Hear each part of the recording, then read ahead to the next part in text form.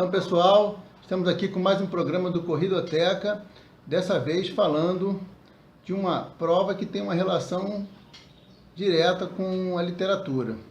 Vocês acabaram de ver na abertura do vídeo uma frase, alguns vão reconhecer, outros não, é um trecho, uma passagem de Grande Sertão Veredas, de Guimarães Rosa, livro publicado em 1956, e um marco da literatura brasileira, uma referência até hoje, inclusive no exterior também, com traduções para o alemão, para o francês, para o inglês, italiano, etc.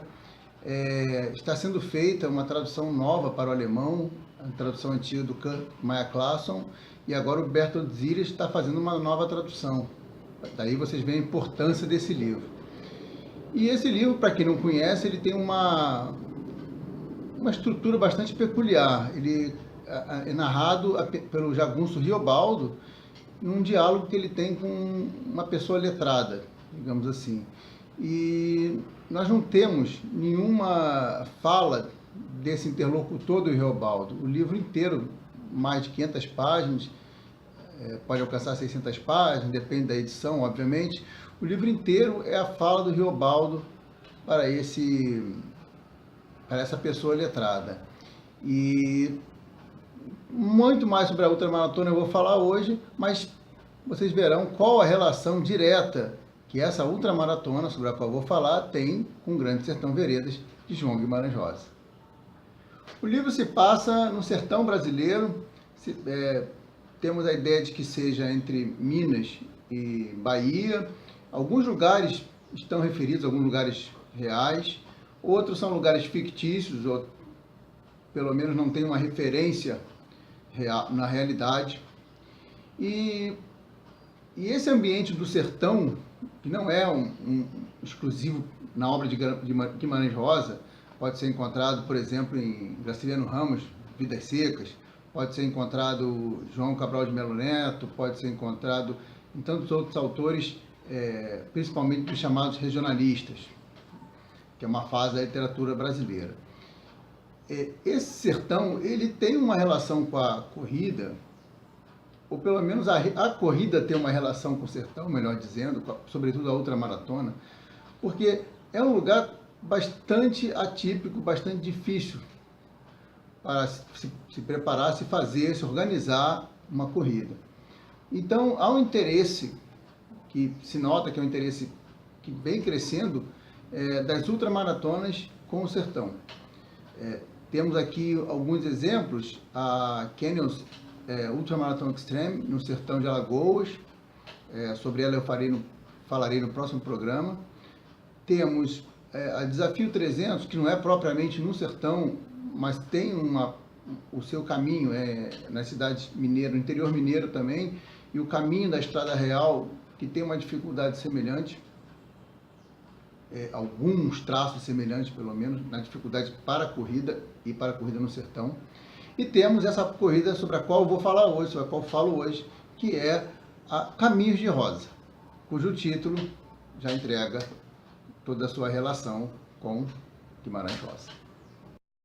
A Caminhos de Rosa acontece geralmente em setembro e tem diversas distâncias. Tem a distância de 140 km, tem a distância de 240, 250 km, agora tem uma distância de 300 km.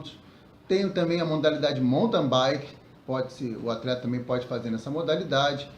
Para a edição desse ano, eles incluíram, por exemplo, 21 km, 100 km. Se eu não estou enganado, 100 km foi incluído nesse ano também, 21 com certeza, porque eles tentam democratizar a prova, pois é uma prova muito dura, tão dura que poucos atletas completam, a gente falarei sobre isso um pouco mais adiante. Eu nunca fiz essa prova, então nada melhor do que trazer alguém que tenha feito a prova. Então eu vou deixar com vocês aqui um depoimento do Marcelo B.O., atleta de Brasília, do grupo Ultras do Cerrado. Ele vai falar um pouquinho aí para vocês. Olá galera, sou Marcelo B.O., corredor do Ultras do Cerrado, equipe daqui de Brasília, Distrito Federal. Todos nós amigos, corremos por amor. Tive a oportunidade de participar de boas provas nesse calendário que nós temos. Tive a oportunidade de participar de uma prova que é muito importante, seguindo os caminhos de Guimarães Rosa. esse nosso escritor que fez Sertões de Veredas, um grande sonhador chamado André Zunzum, criou a ultramaratona, 140 quilômetros, Caminhos de Rosa, Minas Gerais. Se vocês tiverem oportunidade, chegue lá, vá participar, treine bastante, vá participar dessa prova, que ela é muito dura, muito bonita, muito legal.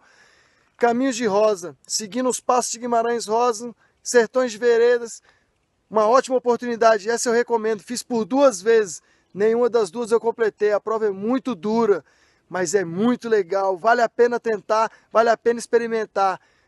Fica a dica. Vocês viram o relato Marcelo B.O. dizendo que não completou a prova, mas isso não é nenhum demérito para ele, não é nenhuma vergonha, porque é uma prova dificílima de ser completada. Como eu disse, eu não fiz, mas os relatos indicam isso. No próprio site da prova, que está aqui nas descrições, eles colocam as curiosidades. E uma delas é que Carlos Guzmão foi o primeiro atleta a completar os 250 quilômetros, em pouco mais de 31 horas. Deixa eu conferir aqui, eu tenho que colar. Pouco mais de 37 horas, desculpa. E depois de 25 atletas terem tentado nas demais edições. Ele foi o primeiro. Carlos Guzmão, se eu não me engano, do Espírito Santo. Raquel Bueno foi a primeira mulher a completar no mountain bike. Essa sim, com um pouco mais de 31 horas, 300 quilômetros no mountain bike. E nenhuma mulher até agora completou a prova. Se eu estiver enganado, por favor, me corrijam, que eu estou me baseando nas informações do site. Eu espero que estejam atualizadas até 2017. Nenhuma mulher completou até agora os 250 quilômetros da Caminho de Rosa, ou seja, a prova que seria a principal. Outra coisa importante da prova é que ela mantém a relação com Guimarães Rosa não apenas no título, Caminhos de Rosa. Ela, no próprio site, falam sobre Guimarães Rosa, dão informações importantes sobre ele, inclusive na relação dessa prova com a sua obra e com a sua vida. Por exemplo, eles colocam no site, eles disponibilizam o diário de viagem dele, a boiada, de 1952. Teria sido uma viagem que Guimarães Rosa fez antes de escrever o Grande Sertão Veredas e serviu de base para ele, para a paisagem, para o modo de como o Riobaldo vai narrar, né, a fala, esse modo sertanejo de falar.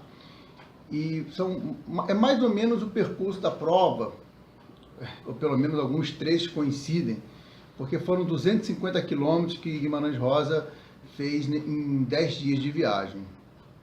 Lembrando que a prova termina em Cordisburgo, que é a cidade natal de Guimarães Rosa. E a chegada pode ser vista num documentário, que também estará na descrição aqui desse vídeo. O documentário da própria prova, documentário oficial, muito bem feito, vale a pena ver. Está aqui, já fica o convite para que vocês assistam depois. Portanto, nessa prova que une literatura e ultramaratona, eu não poderia deixar de mencionar trechos do livro do Guimarães Rosa que podem ser entendidos de uma forma diferente por um ultramaratonista.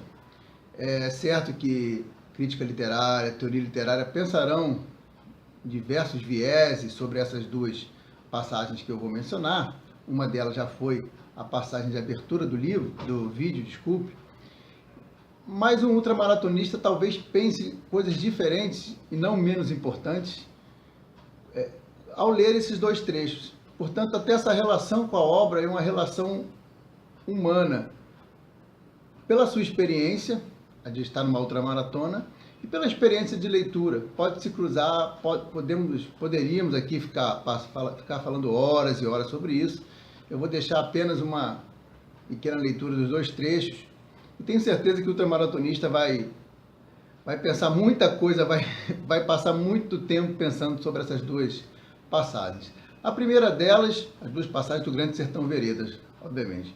A primeira delas, que na minha edição aparece na página 50, que não foi a de abertura do vídeo, é a outra passagem, é a seguinte: eu atravesso as coisas, e no meio da travessia não vejo. Só estava entretido na ideia dos lugares de saída e de chegada. Então, de volta à passagem que abre, o trecho que abre esse vídeo, na minha edição está na página 80, é uma edição da Nova Fronteira, relativamente recente. Um está sempre no escuro.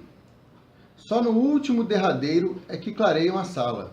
Digo, o real não está na saída nem na chegada. Ele se dispõe para a gente no meio da travessia. Vocês percebem aqui que são dois trechos que entram em conflito.